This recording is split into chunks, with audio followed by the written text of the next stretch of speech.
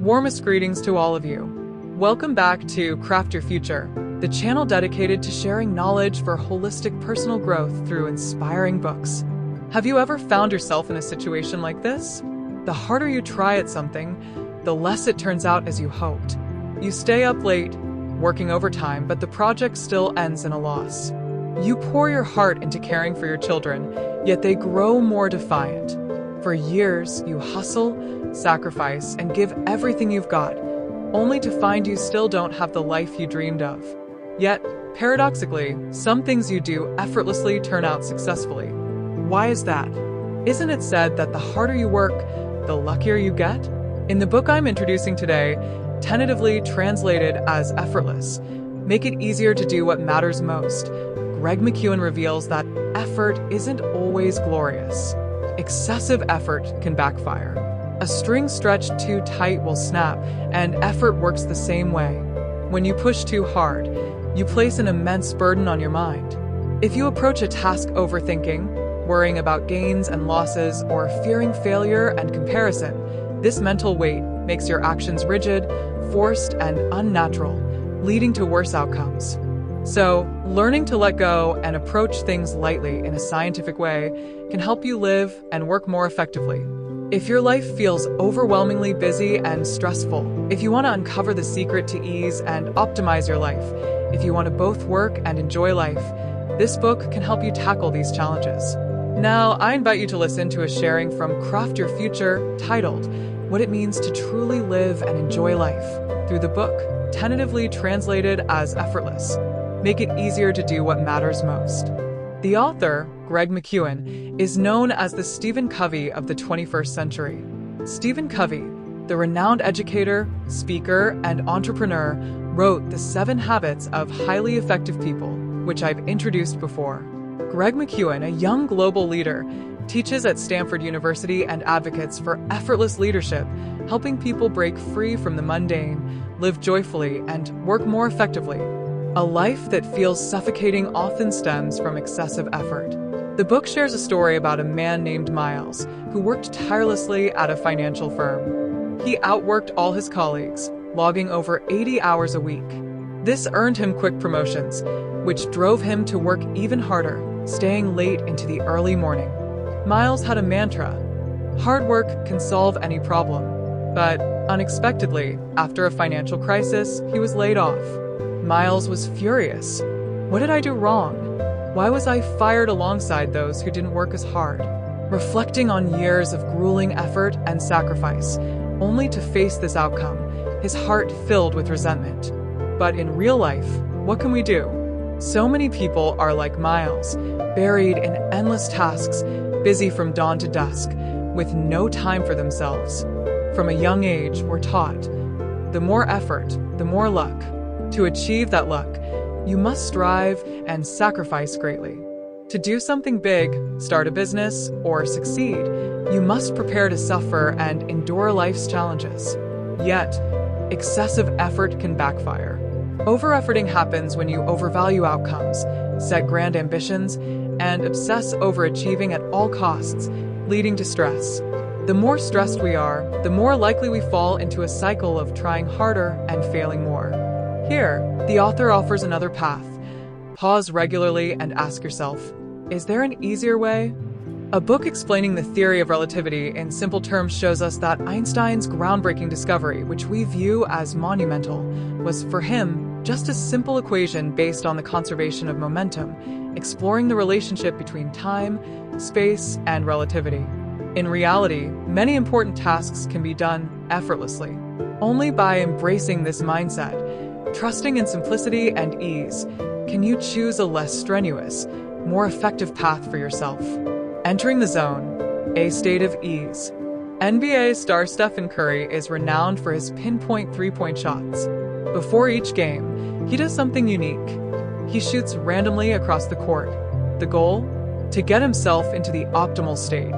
This strategy is called entering the zone, a state where you live and work with ease while maximizing effectiveness. I've compiled several methods from the book to help you enter your own zone. First, work and enjoy simultaneously. From childhood, we're taught, Suffer first, enjoy later. Kids save candy for tomorrow. Adults finish important tasks before allowing themselves to relax, play, or travel. But when the moment of enjoyment arrives, the initial excitement is often gone. This leads many to believe work is suffering, and only rest or play brings joy. That's not true. You can absolutely work and enjoy at the same time. According to the author, the core of effortless living is that work and enjoyment aren't opposites. If you can't find joy in your work or feel happiness during the process, it's hard to work lightly. So, approach work with a playful spirit and create joy for yourself. One effective way to make work enjoyable is to create rituals through small, meaningful actions that deepen your connection to it. For example, Beethoven counted exactly 60 coffee beans each morning to brew his coffee, sparking an inspired start to his workday. In ancient Rome, daily activities had rituals. When a 21-year-old shaved for the first time, it was called offering the beard to the gods, a mundane act turned into a meaningful milestone. But today, our fast-paced, high-pressure lives have led us to neglect traditional rituals. In doing so, we lose the joy of living and the light, engaging connection to our work. We view work with heavy, overly serious, rigid eyes. So, let joy enter your work. This requires creativity from each of us. Try asking, how can I make work more fun?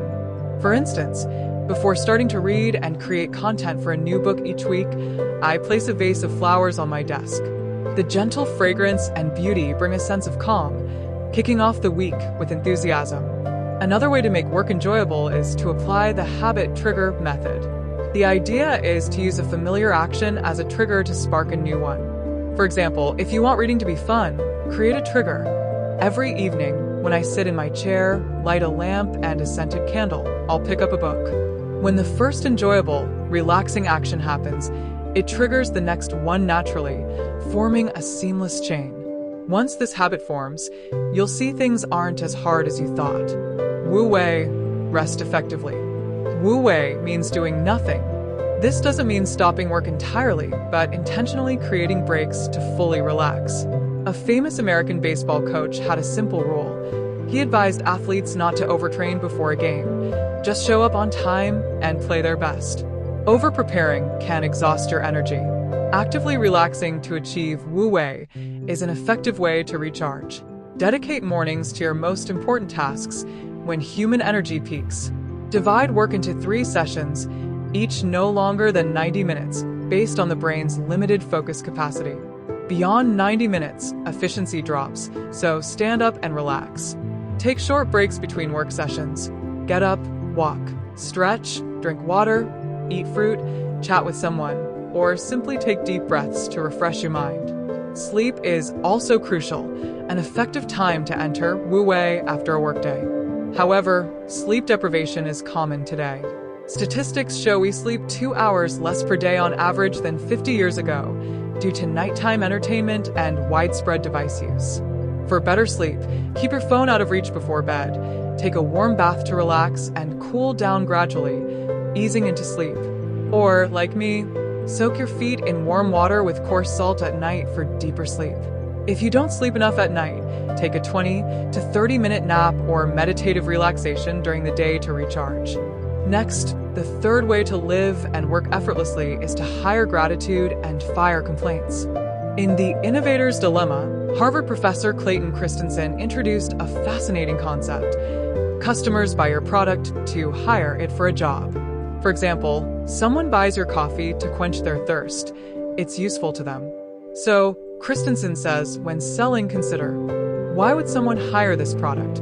What benefit does it offer? Similarly, when you want what's best for yourself, ask, do negative emotions like resentment, discontent, or frustration benefit you if you hire them? In reality, obsessing over reputation, recognition, or achieving at all costs makes work heavy and joyless, as your heart carries burdens of anger, resentment, self-pity, and anxiety. Hiring these negative emotions may temporarily shield you, soothe your mood, or even bond you with others through shared complaints. But long-term, this is harmful. It's like hiring an employee who only flatters you, offering fleeting emotional value but no real work. The more you complain, the more exhausting work becomes, the less you achieve, and the more deprived you feel. This is a downward spiral. The author describes life as two concentric circles. The inner circle represents what you have, the outer one what you lack. Fixating on the outer circle makes you overlook the inner one, the good things you possess. When your mind is consumed by lack, you fall into a victim mindset. My boss makes things hard, colleagues don't help, my family doesn't understand, my friends aren't genuine. This shrinks the inner circle until you feel you have nothing. So, fire complaints. The best solution? Gratitude. Living with gratitude helps you focus on the inner circle. When you value what you have, the outer circle, the sense of lack, fades. Naturally, what you have grows. Gratitude lifts you from the downward spiral into an upward one. If you keep complaining, this job is too tough, my life is awful, your life will spiral downward. Humans tend to prove their beliefs. If you believe everything is exhausting, things will worsen. But if you see things improving, that you're progressing, you'll keep rising. That's why I created a gratitude practice group, encouraging everyone to write a daily gratitude journal. It's incredibly effective. When gratitude becomes part of your life, no challenge feels too big. The path ahead becomes effortless, empowering you to grow stronger and happier. Focus intensely, do less, achieve more. In meteorology, a microburst is a short but powerful wind, lasting 10 to 15 minutes, reaching speeds of 97 kilometers per hour, strong enough to topple trees. The author suggests applying this to work. Dedicate 10 to 15 minutes of intense focus to create a powerful surge. For example, to write a key report, start with the simplest step.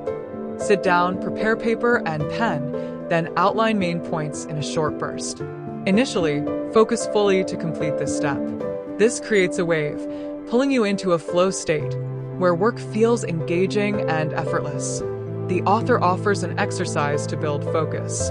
First, create a private space. In 2 minutes, find a quiet spot, turn off your phone, ensure no interruptions, and tidy your workspace to clear your mind. Second, relax your body. In 2 minutes, sit upright, breathe naturally, roll your shoulders, turn your head, and feel your body relax. Third, relax your mind. Accept all thoughts but don't cling to them. Let them come and go. Fourth, release resentment. In 2 minutes, imagine cutting ties with those who've hurt you and say, I forgive you. Fifth, feel gratitude. In 2 minutes, recall a moment you were truly grateful for, reliving that joy with each breath. Focus improves your quality of life, making things easier. Learn to focus. It's the greatest gift you can give yourself. Stop pressuring yourself and others. Years ago, I loved setting strict discipline, chasing goals relentlessly. But as I read more, delved inward, and connected with my soul, I embraced ease. Living lightly, without excessive expectations, attachment, aversion, overthinking, or perfectionism for myself and others, my life flowed smoothly, naturally, and beautifully. Whether managing personal work, leading teams, or raising kids, you'll find that doing things effortlessly signals heightened awareness. Don't think suffering, rigid rules, or 100% adherence to self-imposed standards equals glory or success. In truth, ease is the real glory. Life is never perfect. We'll face birth, aging, illness, and death. Yet, amid these pains, we can maintain a light attitude. When illness strikes, we can still be joyful and grateful. When work piles up, we can relax and make our soul more vibrant. Life doesn't have to be hard or complex. Embrace ease, not abandonment. As the ancients said, slow and steady.